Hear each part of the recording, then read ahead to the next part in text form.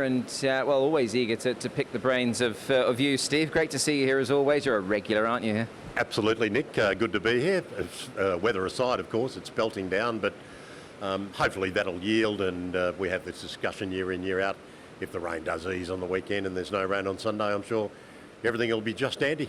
Certainly will be. We've got Brave Emperor on screen. We've got quite a few of them, in fact, coming out. But Brave Emperor, let's touch upon him.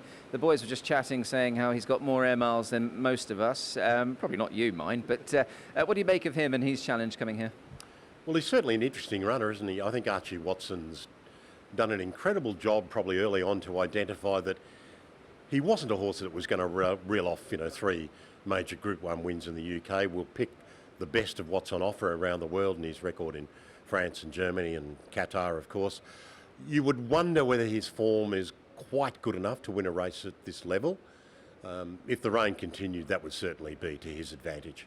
It certainly would, yeah. And I mean, he's that typical sort of hard-knocking horse, isn't he? I mean, if you look at all these international travellers down through the years, I mean, you can go as far back, I suppose, as maybe horses like Jim and Tonic, maybe one that springs to mind, perhaps, who just seem to love travelling, and that's exactly what this horse does best. Well, there's no question mark there, and one lesson I learned very early in life is it's easy to dismiss a horse who keeps winning on the basis of the fact that you didn't think the runner-up or the horses that he beat were much good. It's amazing how often the winners keep winning. Yeah, absolutely they do. Obviously, there are horses coming from the UK. What about the Japanese, though? They come over in their droves. We love to see it, of course.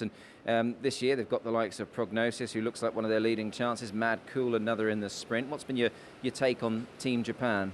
Well, they've all looked pretty well during the week. Mad Cool would certainly not be disadvantaged if this rain continues. The one that piques my interest a little is Elton Barrows, who I think was very much on an upward spiral towards the end of last year. Ran very well behind Namur, who came here, of course, and was competitive in the Hong Kong Mile. And I think we can put a pen through his lead-up run. So he's the one that I think might outrun his price. Yeah, it's interesting you say that. You're not the only person that's sort of mentioned Elton Barrows. On Prognosis, 12 months ago he ran a cracking race here. I mean, he didn't seem the finished article, but recent Kinko Show success, he won by 5 lengths, claiming he's second one of those. And the general feel is that he's really improved as a racehorse. What have you made of him and what you've seen so far?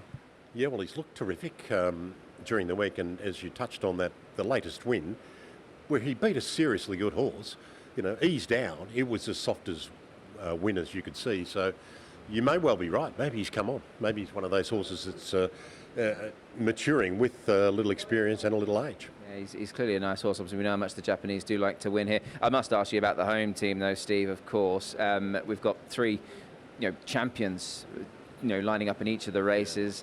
Golden 60, Romantic Warrior, obviously California Spangle now taking the mantle in the sprint, given no Lucky Swayness. The fairy tale really would be Francis's horse to go and win a 4th one, wouldn't it?